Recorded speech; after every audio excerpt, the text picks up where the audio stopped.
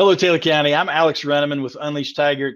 Today we're going to talk about the Board of Education election, which every cycle stumps me a little bit. And I have to slow down and think, okay, now what's the math here? And this one in particular is even a little more confusing, which we'll talk about in just a minute.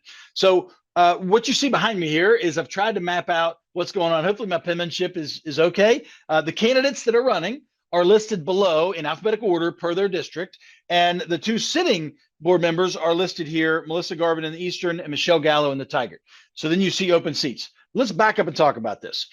As a voter, you can walk in and vote for any one of these Board of Education members. In fact, this time you have three options. There are two seats available, which are the normal two seats that are open every cycle, and it rotates, but there are two seats open currently.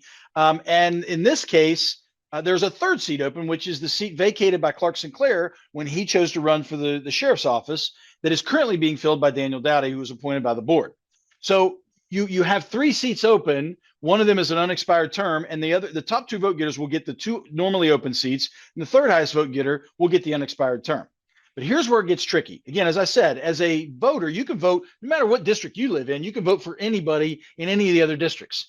But what's interesting is in the Board of Education, it's by the laws, it's set up so that only a district can only have two seats.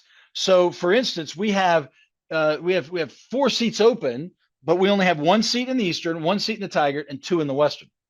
So we have four seats open. We only have three seats to fill technically. So there's always going to be one empty opening in each or in one district every cycle. So in this case, though, let's review. Let's look at a scenario for a minute. And again, I have the candidates down here, alphabetical order. If the top three vote getters, now I'm not going to go through every scenario because there's a bunch of them, but the top three vote getters, if they're all in the Western District, what that means is only two of them will be able to serve. The third one will get kicked out. And the fourth highest vote getter, which will be in one of these two districts, will then take that unexpired term. And so you could pick all kinds of scenarios that you want, whatever. Some people have a scenario they only go and they vote for their favorite to not cancel out other votes. And you vote all three of them. You do whatever you need to do as a voter. But I just think it's important to know that in the cases of these districts, each one is only going to be a max of two.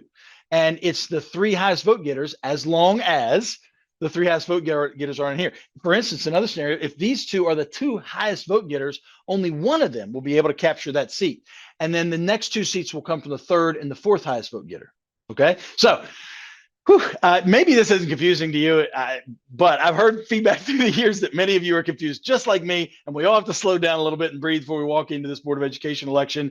And this one is even a little more confusing with that third unexpired term hanging out there. So hopefully it's helpful to you. Big thanks to all the candidates running. We got a bunch of people running for the board trying to do things great for the community. And big thanks to you, the voter who's trying to pay attention to this. And hopefully this is helpful to you. And good luck on election day to everybody, the candidates, the voters, our republic. Thanks for watching, and hopefully this is helpful to you.